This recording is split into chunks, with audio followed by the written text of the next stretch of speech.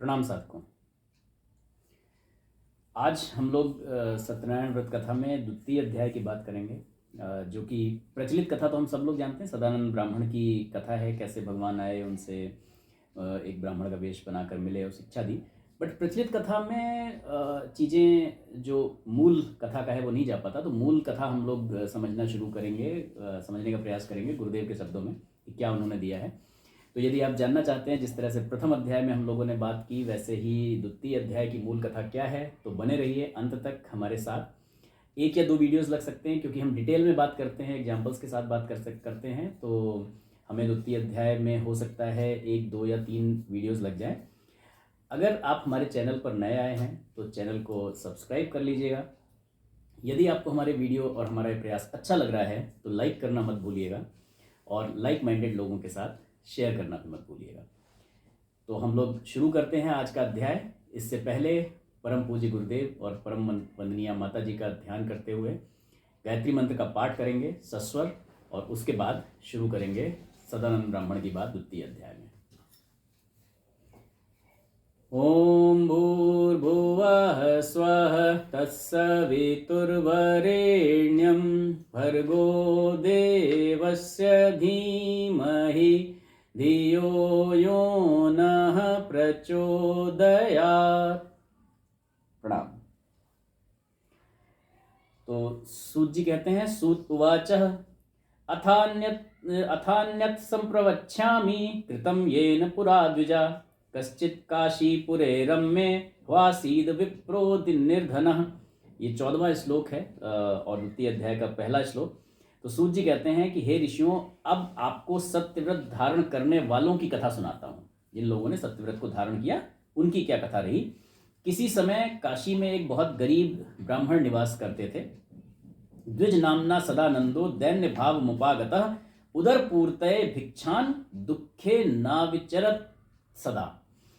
15वां श्लोक कहता है कि इन ब्राह्मण जो ये विचरण करते थे, इनका नाम था सदन। यहाँ तक हम सारे लोग जानते हैं इस बात को। वह दरिद्रता के कारण दीन भाव से व्याकुल होकर उदर पूर्ति के लिए, ध्यान देने वाली बात यहाँ पर है, उदर पूर्तये भिक्षान दुखे ना विचरस तदा। वो क्या करते थे, अपना पेट भरने के लिए भिक्षा मांगते थे। यहाँ पर आगे गुरुदेव ने इसी चीज को निंदित कहा है कि पेट भरने के लिए भिक्षा मांगना कहीं से भी अच्छा कार्य नहीं है। और इसी बात के लिए आगे अभी हम लोग चर्चा करेंगे कि कैसे एग्जाम हम जो मूल मतलब प्रचलित कथा सुनते हैं उसमें ये रहता है कि भाई वो भिक्षा मांगा करते थे, बड़े कष्टित थे, ऐसा था वैसा था, और उसके बाद बीच की सारी चीज हटकर फिर एंड का वो आ जाता है कि उन्होंने कैसे व्रत किया, सत्यनारायण भगवान की पूजा की और वो किया। लेकिन केवल पूजा करने से कदली फल मेवा उसका भी अपना स्थान है, लेकिन केवल उससे हो गया ऐसा नहीं है। तो वो जो बीच का असली काम क्या किया, जैसे हम लोग कभी किसी की सफलता की कहानी देखते हैं तो हम कैसे देखते हैं, एक व्यक्ति था, ऐसे स्ट्रगल करता रहता था, बड़ा गरीब था, ऐसा था वैसा था, फिर अचानक एक दिन वो करोड़पति हो गया। तो एक दिन अचानक करोड़पति नहीं हो जाता, उसके बीच में उसने क्या क्या किया ये कोई नहीं बताता। एक्चुअली हमेशा ना इंसान उगता हुआ सूरज तो देखता है लेकिन उसके पीछे का अंधेरा नहीं देखता, तो बेसिकली होता यही है। लोग ये कहते हैं उसने बड़ी मेहनत की, बड़ा वो किया और वो बन गया, उस मेहनत में उसने क्या किया वो नहीं देखता, या कितनी बार उस मेहनत में भी वो फेल हुआ, हाँ, और उसके बाद वो आगे बढ़ा। यस, कितनी बार गिरा, कितनी बार उठा। तो हमेशा ये कहा जाता है कि गिरना गलत बात नहीं है, लेकिन गिरने के बाद उठने से इनकार कर देना गलत बात है। एंड एक चीज ये भी है ना कि कई बार हमें ऐसा लगता है कि किसी एक व्यक्ति ने वो किया और उसके बाद वो सफल हो गया, लेकिन वो जब झुका, रुका, कई बार थक गया, कई बार वो हम नहीं देखते हैं। और फिर जब हम खुद उस तरह के किसी प्रयास में आते हैं और हमें पहले ही जैसे झटका लगता है, पहला ही झटका जब हमें लगता है तो हमारे कंधे ढीले हो जाते हैं। हमें ये लगता है कि नहीं यार, ये वो कर सकता था क्योंकि उसके साथ बहुत सारी पॉजिटिव कंडीशंस थी, मैं नहीं कर सकता बिकॉज मेरे साथ ये XYZ प्रॉब्लम्स हैं। जबकि वो सेम प्रॉब्लम उस व्यक्ति के साथ भी आई थी, लेकिन उसने उनसे हार नहीं माना, आगे बढ़ा और वो सफल हो गया। तो गुरुदेव हमेशा यही कहते हैं कि अगर आप सफल होना चाहते हैं तो आपको सबसे पहले असफलताओं से डरना छोड़ना होगा, क्योंकि हर सफल आदमी जीवन में कितनी बार असफल हुआ ये आप नहीं जानते। और सबकी कहानियां किसी की आप उठा के देख लीजिए, कोई कंसिस्टेंट, आप सचिन तेंदुलकर को देख लें, अमिताभ बच्चन को देख लें, सबके जीवन में जिंदगियां में दिक्कतें आई हैं। हर आदमी के जीवन में, महात्मा बुद्ध जो हैं जब निकले घर से तो ऐसा थोड़ी कि सीधे बुद्ध बन गए, पहले बहुत दिक्कतें आई। अगर हमारे सामने शायद उसमें से 10%, 5%, 1% भी दिक्कतें आ जाए तो हम तुरंत कहेंगे यार हमारा तो राजमहल है, चलो वापस चलते हैं।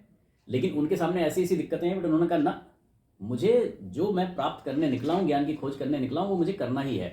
तो ये हालांकि अगर आप कहें तो देखें तो कृष्ण भगवान कहे जाते हैं, बट उनका पूरा जीवन परेशानियों का था। हम उनका हमेशा ब्राइट पार्ट देखते हैं कि ये मतलब वो भगवान थे, उन्हें सब संभव था। लेकिन आई थिंक जो है, जब हम किसी चीज़ को बहुत अच्छे से बढ़ा चढ़ा के एक्सप्लेन करते हैं तो हम सिर्फ अच्छे पार्ट को देखते हैं, लेकिन हकीकत यही है कि उस भगवान बनने के पीछे बहुत ही स्ट्रगल था उनके, स्पेशली उनका तो आप देखिए, उनके तो जन्म के पहले से स्ट्रगल शुरू हो गया। उनके जो मम्मी पापा थे वो भी राजा थे कहीं के, लेकिन उनको तो जेल में डाल दिया गया पहले ही, उनका तो खत्म हो गई कहानी।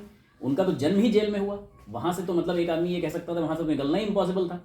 फिर निकलने के बाद उनके माँ बाप राजा होते हुए वो एक ग्वाले का जीवन जिया उन्होंने, कम से कम 12 साल तक उन्हें पता ही नहीं कि मैं असली हूँ कौन। वो अपने आप को ग्वाला ही मान रहे थे। ग्वाला में आपको वो फैसिनेटिंग स्टोरीज लगती हैं कि उन्होंने कालिया वध कर दिया, ये कर दिया, वो कर दिया, लेकिन वो जो डे टू लाइफ हम लोगों की तरह अगर आप सोचें तो सोचिए कि उस ग्वाले वाली लाइफ में उन्होंने कितना स्ट्रगल किया होगा उसके लिए शक्ति अर्जित करना। Kaliya Vadh is also not fascinating. Kaliya Vadh की पावर तो आनी चाहिए। हाँ, भाई पावर अर्जित की होगी उस ग्वाला होते होते कालिया वध की पावर अपने आप में उन्होंने, इसका मतलब जाहिर सी बात है उनकी सांपों पे बहुत जबरदस्त रिसर्च रही होगी, उसके बारे में ज्ञान रहा होगा, उन्हें पता होगा कि सांप को किस एंगल से पकड़ के मारना है कि इसको पीड़ा हो रही है अपने आप मान जाए, चला जाए, मतलब सांप घुटनों पे आ जाए। इसका मतलब जितनी भी तरह के दुनिया में सांप होंगे उन सब के बारे में उतनी उम्र में उन्होंने रिसर्च कर डाली होगी। एंड आप देखिए ना, तो उन्होंने अपने जो शारीरिक बल को बढ़ाने वाली चीज़ है, अगर उनके चाइल्डहुड स्टोरीज को अगर डीपली आप जाएं तो देखिए कि उन्होंने ग्वाल बालों के साथ मिलकर एक प्रॉपर आर्मी टाइप बना ली थी उस एज में, और वो उसमें बेसिकली वो माखन चोरी और ये सब जो ये सब कहीं ना कहीं उस मजबूत खान पान को एस्टैब्लिश करने की और सबसे बड़ी बात यह है, he was not ashamed of being a ग्वाला। हाँ। उन्होंने वो कभी अपनी आइडेंटिटी से, हालांकि बाद में वो आगे पता चल गया ये तो राजा है, द्वारकाधीश बन गए। आधे लोग द्वारकाधीश कहते थे, दुर्योधन फिर भी कहता था ये तो ग्वाला है, बट वो कहते थे हाँ हूँ मैं ग्वाला। वो कहते थे हाँ हूँ मैं ग्वाला, मेरा तो जीवन गाय से है। वो तो कहते थे भाई मेरा जीवन गाय से, मैं गाय चराता हूँ, गाय चराने वाले को ग्वाला कहा जाता है, क्या फर्क पड़ता है इसमें, क्या बुरी बात है, मैं तो हूँ ग्वाला। अगर आप भगवान राम की बात करें, मतलब मैं स्पेशली भगवान की बात इसलिए कर रही हूँ क्योंकि कई बार लोग जो है ना मिस इंटरप्रेट कर लेते हैं। भगवान की बात कर रहे हैं आप, भगवान राम के सोचिए जिनका पूरा लालन पालन एक उसमें होता है राज पे, और 14 साल की जो लाइफ है वो हमें जब चित्रों में दिखती है तो ये दिखता है कि जी वो यहाँ गए और पंचवटी में तुरंत ये कुटी बन गई, तुरंत ये राक्षस मार दिया, वो राक्षस। लेकिन 14 इयर्स इमेजिन कीजिए बिना किसी सुख सुविधा के एक राज परिवार से निकला हुआ व्यक्ति, और किस तरीके से उसने अपने घर को चलाने का काम किया होगा, क्योंकि भूख तो उन्हें भी लगती होगी। मैं तो कहता हूँ 2 मिनट के लिए आप सोच के देखिए, घटना हमारे साथ घट रही है। हम राजमहल में रहे हैं या गुरुकुल में रहे हैं। गुरुकुल में भी आश्रम बना हुआ होता है, मशालें होती हैं, सारी चीज़ें होती हैं। राजमहल में तो सारी सुख सुविधाएं होती हैं। हम निकलते हैं पहले दिन, जिस दिन हम जंगल में आते हैं उसी दिन तो कुटी खड़ी नहीं हो जाएगी, सारी व्यवस्थाएं हो नहीं जाएंगी। शाम हो रही है, आप नदी पार करते हैं, पहला दिन शाम हो रही है, आप जंगल में पहुंच गए हैं। जंगल, वो जंगल आज के जैसे जंगल नहीं होते थे, वो जंगल जहाँ सूर्य का प्रकाश नहीं पहुंचता, चंद्रमा की रोशनी नहीं पहुंचती। आप सोचिए घुप अंधेरा, आपके साथ आपकी वाइफ है, आपका छोटा भाई है, आपके पास कोई व्यवस्था नहीं है, आपके पास गठरी में सिर्फ एक दूसरा सेट हो सकता है कपड़े या अंगोछा टाइप बस होगा, बस। अब इस जंगल में आपके उल्लू बोलने लगते हैं, सियार बोलने लगते हैं, शेरों की आवाजें आने लगती हैं, सांपों की ससराहट आने लगती है, जमीन पे कहीं से आप लेटे तो सांप आ सकता है, कोई भी आ सकता है, और घुप अंधेरा है और आपके पास कोई व्यवस्था नहीं है। एंड आप बताइए ना कि अगर ऐसा मतलब लगता है तो एक दिन इमेजिन कीजिए घर में अपनी सिंपल प्लेन अपने जिसमें आप रह रहे हैं उस घर की फर्श पे भी बिना कपड़े के सोने की हिम्मत नहीं करती है लोगों की। घर छोड़ दीजिए, अगर आप निकलते हैं किसी दूसरे सिटी में जाते हैं और आपके पास होटल बुक्ड नहीं है और शाम होने लगती है, अंधेरा छाने लगता है और आप अगर फैमिली के साथ हैं तो आपको चिंता ये होती है जो पहला ठिकाना दिखे वहां मैं पहले अपने रुकने की व्यवस्था बना लूं। ये तो हालत आपकी होती है। और वो जंगल में पहुंचे हैं, शाम हो चुकी है, अंधेरा घिर रहा है, कोई कुछ नहीं, अब आप यहीं पे रहना है जैसे भी रहना है। एक भीषण परिस्थिति से जब निकल के आता है तब इंसान भगवान बन जाता है। बेसिकली वो भी हमारी और आपकी तरह इंसानों से शुरू होके भगवान पहुंचे हैं। तो जब इंसान अपने प्रबल पुरुषार्थ को अचीव कर लेता है तो जीते जी इंसान से भगवान कैसे बनता है, इसका सबसे प्रत्यक्ष जो आप प्रमाण कहें तो वो भगवान श्री कृष्ण, भगवान श्री राम और अगर आप कहें तो भगवान गौतम बुद्ध भी हैं। भगवान श्री कृष्ण की बात चल रही थी, मैंने कहा he was not ashamed of called ग्वाला, जबकि अगर कर्ण के साथ बात करें तो कर्ण के साथ यही सबसे बड़ी दिक्कत थी कि कर्ण को जब जब सूत पुत्र कहा गया वो उसको बात चुभती थी बहुत जबरदस्त तरीके से। तो इसीलिए जिसने कर्ण उसको जो है सूत पुत्र कहा उससे वो बदला लेने, द्रौपदी ने सूत पुत्र कहा, वो बदला लेने की सोचता था। अर्जुन सूत पुत्र कहते थे, अर्जुन से वो बदला लेने की, तो वो इस संबोधन से बहुत ज्यादा चिढ़ता था, जबकि वो ये मानता था कि मेरा लालन पालन इन्होंने किया है, मैं राधा का पुत्र हूं, मैं राधेय कहलाता हूं, ये सब बड़ा अच्छा था। लेकिन जैसे ही आप कहोगे you are a son of driver, you are a सूत पुत्र, तो उसको इस बात से परेशानी नहीं। एंड अगर आप देखें ना, अगर आप कर्ण के चरित्र को ढंग से पढ़ें और समझें तो आपको दिखेगा कि वो मॉडेस्टी में ये एक्सेप्ट करते थे कि हमको राधा ने पाला है, बट उन्होंने खुद को कभी राधा का पुत्र माना नहीं, एक चीज। दूसरी चीज, अगर आप द्रौपदी इंसिडेंट पढ़ें या मतलब आप अर्जुन की बात करें कि उन्होंने उन्हें कह दिया कि जो है आप सूत पुत्र हैं, तो उस चीज़ की टीस उनके दिल में इतनी गहरी थी कि जब उन्हें ये पता चल गया कि ये मेरे खुद के भाई बहन, ये मेरी खुद की भाभी है, उसके बाद भी वो उस युद्ध में जब खड़े हो तो वो क्रूरता की हद तक गए। उन्होंने अभिमन्यु का वध करने में एक बार भी नहीं सोचा कि भाई ठीक है, मैं अपना कर्ज उतारने के लिए अगर किसी के लिए वध लड़ाई कर रहा हूं तो ये कहाँ हो जाता है कि मैं उसके लिए क्रूरता की चरम सीमा तक जाऊंगा और अपने उस दुधमुए बच्चे को मार दूंगा। तो ये उस जलन, उस नफरत का नतीजा था जो उनके दिल में इतने टाइम से थी द्रौपदी के लिए, अर्जुन के लिए, इसलिए उन्होंने अभिमन्यु को इतनी क्रूरता से वो किया। वो सूत पुत्र की टीस इतनी ज्यादा थी कि वो ये नहीं भूल पाते कि इन्होंने मुझे सूत पुत्र कहा है, ये भूल जाते हैं कि जिसको मैं मार रहा हूं घेर के वो मेरा भतीजा है। और कृष्ण जी ने फिर उन्हें दिखाया, you are ashamed of being called son of driver, सूत पुत्र कहे जाने पे तुमको वो है, मैं खुद बनता हूं सारथी, मैं सारथी बनता हूं। वो उस पूरे युद्ध में जिसको कि वो अकेले जीत सकते थे उसमें सारथी बन के बोले मैं सारथी बनूंगा।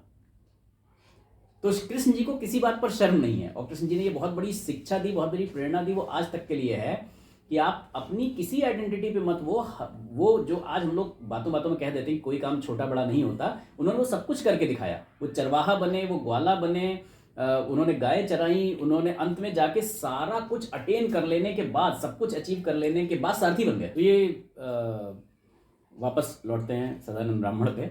चर्चा लंबी हो गई थोड़ी सी कर्ण और कृष्ण जी की, लेकिन ये चर्चाएं बड़ी समाज के लिए आवश्यक होती हैं। यही एक्चुअल में यही शिक्षा देती हैं वास्तव में, और जिन चीज़ों का मतलब जो प्रचलित कथा है उसमें लोप हो गया, तो इन्हीं के माध्यम से हम समझने का प्रयास कर रहे हैं कि वास्तव में मूल क्या कहना चाहा है सत्यव्रत धारण के नाम से। तो वो अपना इस तरह से सिर्फ पेट भरने के लिए भिक्षा मांगते थे और इधर उधर घूमा करते थे।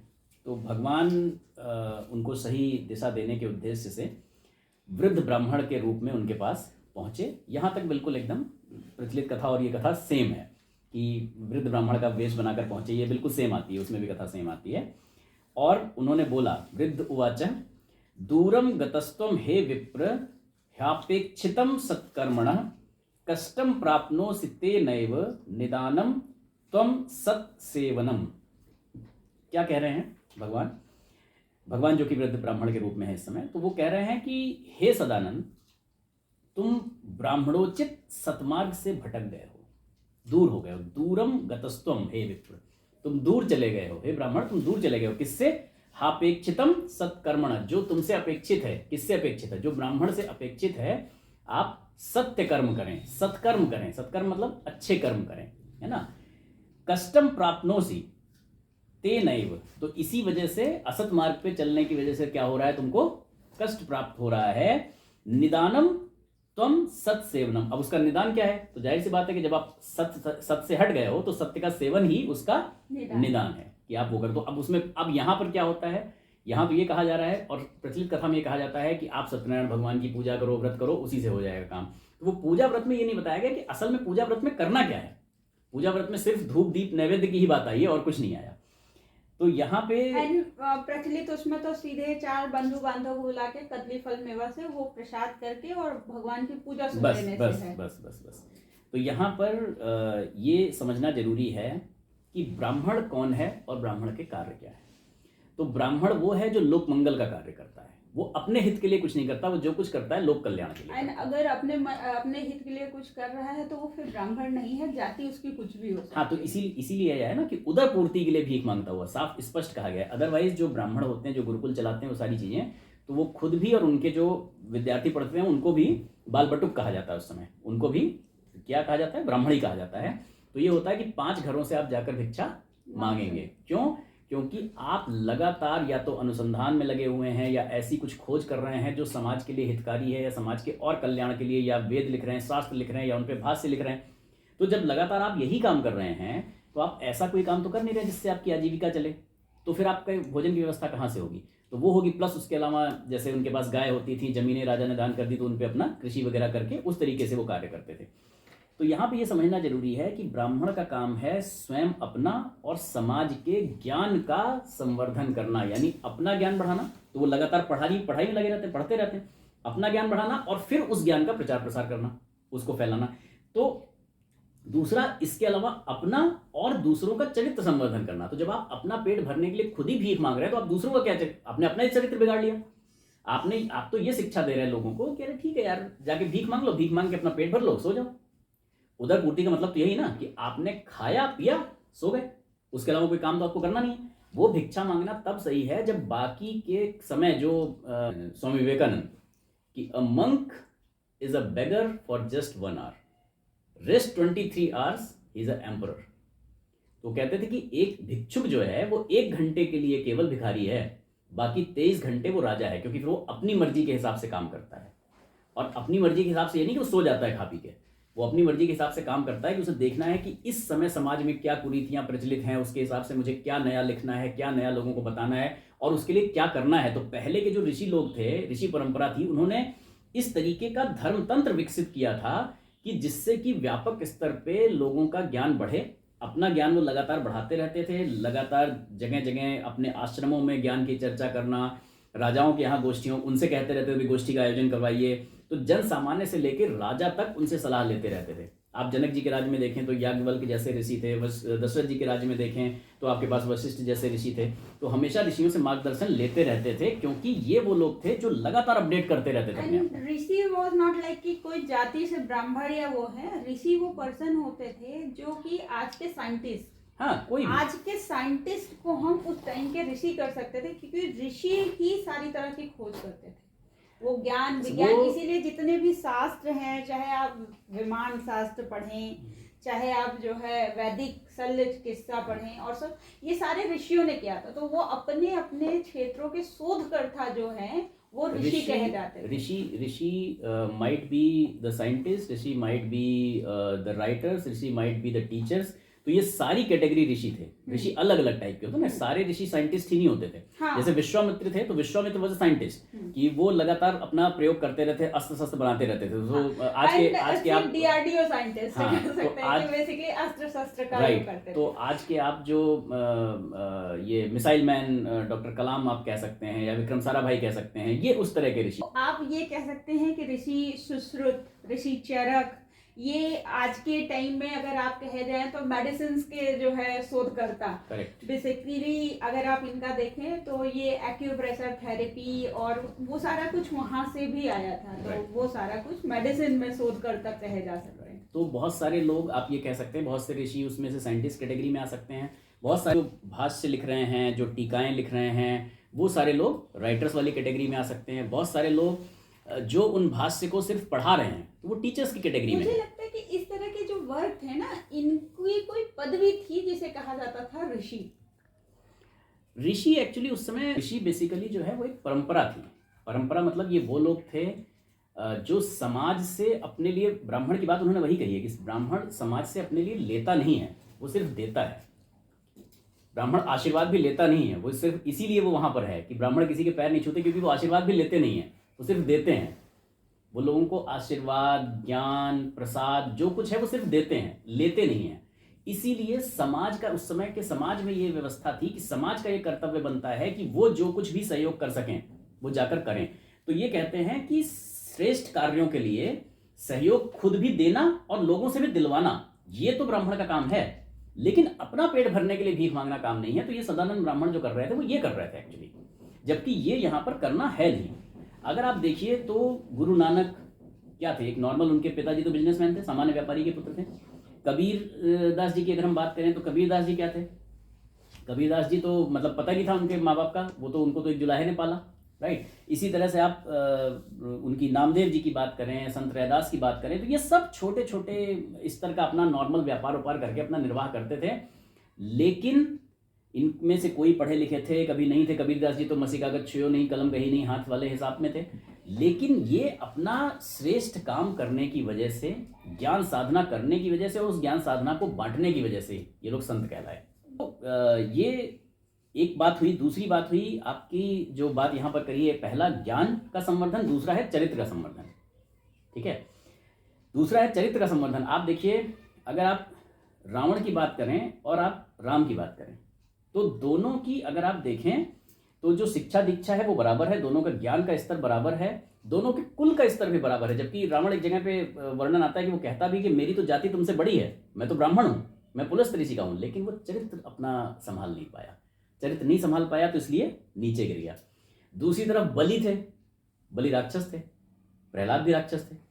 प्रहलाद का आप देखिए, आज भी लोग मानते हैं भक्त प्रहलाद, भक्त प्रहलाद। महाराजा बलि आदमी जो है वो जो 7 इमोर्टल लोग हैं जो कि मर नहीं सकते, हाँ, उनमें से हैं। हाँ, तो आप देखिए राजा बलि के पास जब उन्होंने स्वर्ग पे अधिकार कर लिया और देवताओं ने मदद मांगी भगवान विष्णु से, भगवान विष्णु ने कहा कि भैया मैं उनका वध नहीं कर सकता, लेकिन हाँ ये बात भी सही है कि तुम लोगों को भी जगह मिलनी चाहिए। उनको कहीं जगह मिल ही नहीं रही थी, तो वो गए, उन्होंने कहा मैं उनसे भिक्षा मांगूंगा।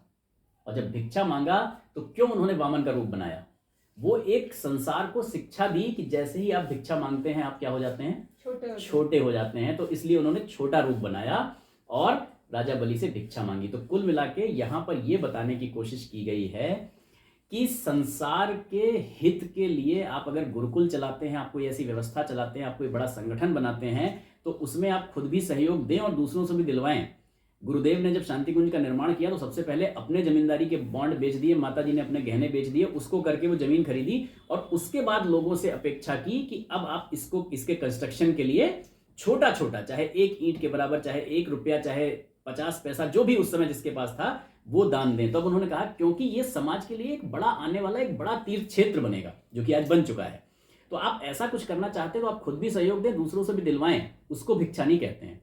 भिक्षा इसको कहते हैं कि मुझे कुछ करना नहीं है, करना धरना मुझे कुछ नहीं है, मुझे जाके सिर्फ भीख मांग लेनी है और अपना खाना खा लेना है। जो कि आपको बहुत सारे लोग दिख जाते होंगे, हट्टे कट्टे दिखेंगे, आप कहीं कुछ खाने खड़े होइए तो आ जाएंगे, साहब ये दिलवा दो, ऐसा कर दो, वैसा कर दो, 10 रुपए दे दो, 50 रुपए दे दो। ये वो वाली चीज है कि मुझे करना, अकर्मण्य बन जाना है, मुझे करना कुछ नहीं है। तो यहां पर यह बताने की कोशिश की गई है, सदानंद ब्राह्मण को वृद्ध ब्राह्मण के रूप में आकर भगवान ने यही शिक्षा दी। तो इन 3 श्लोकों के माध्यम से हमने एक छोटा सा हिस्सा अध्याय 2 का देखा। हम लोग इसके आगे बढ़ेंगे और किस तरह से आगे सदानंद ब्राह्मण को यह बात समझ में आई, उन्होंने अपना भला किया और असल में मूल कथा के मूल में जो छुपा हुआ है, जो प्रचलित कथा में नहीं आता, वो हम लोग धीरे धीरे देखने का प्रयास कर रहे हैं। बने रहिए हमारे साथ। अंत में मैं एक बात कहकर बस अपनी बात समाप्त करना चाहूंगा, उसके बाद जगत के कल्याण के लिए हम लोग शुभकामना प्रार्थना करेंगे और अगले वीडियो की तरफ बढ़ेंगे। कि अगर आपके चेहरे पर तेज है तो आपको कपड़ों पर तेज दिखाने की आवश्यकता नहीं होती, और अगर आपका अपना स्वभाव अच्छा है तो आपको अपना प्रभाव दिखाने की कभी इच्छा नहीं होती। एंड अगर आपको हमारा वीडियो अच्छा लग रहा हो तो इसे प्लीज लाइक, शेयर और सब्सक्राइब कर दीजिए। ये हमें आई थिंक कहने की जरूरत नहीं है, आप कर देंगे। People will do that. ओम स्वस्ति प्रजाभ्यः परिपालयन्तां न्यायेन मार्गेण महिषः गोब्राह्मणेभ्यः शुभमस्तु नित्यं लोकाः समस्ताः सुखिनो भवन्तु। सर्वे भवन्तु सुखिनः, सर्वे सन्तु निरामयाः, सर्वे भद्राणि पश्यन्तु, मा कश्चित् दुःखमाप्नुयात्। श्रद्धां मेधां यशः प्रज्ञां विद्यां पुष्टिं श्रियं बलं तेज आयुष्यमारोग्यं देहि मे हव्यवाहन। प्रणाम।